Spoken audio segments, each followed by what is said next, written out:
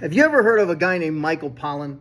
He's an interesting guy. He's a journalist, and he does a lot of reporting on food and nutrition. And he's got a bunch of what he calls food rules. Rule number 1, eat food. What do you mean? Of course we eat food. Well, not exactly. What does he mean? When you go to the supermarket and you get into the middle aisles of the store, all that stuff you're buying in the boxes on the shelves that have expiration dates for 3 years from now, well, those are what we call food-like edible items.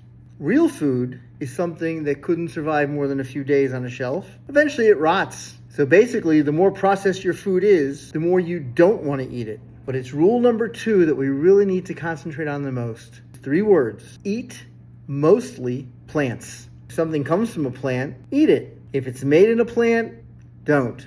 Remember, we all talked about the fat clogging up the arteries and the insulin receptors and how the insulin can't get into your cells.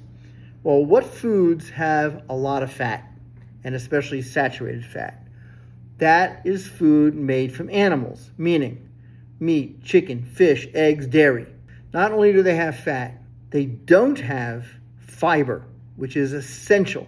The perfect recipe for chronic disease is too much fat and not enough fiber. Think of your plate as being mostly vegetables, fruits, whole grains, and different kinds of legumes, beans, lentils, that kind of stuff.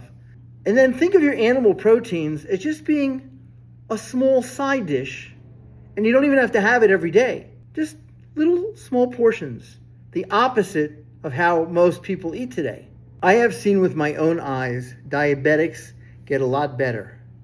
I see their A1C readings get way below 6 and even lower than that. Now, you take that kind of eating, getting enough sleep at night, don't smoke your cigarettes, get some basic exercise going on, even a brisk walk every day, and you will prevent disease from ever happening.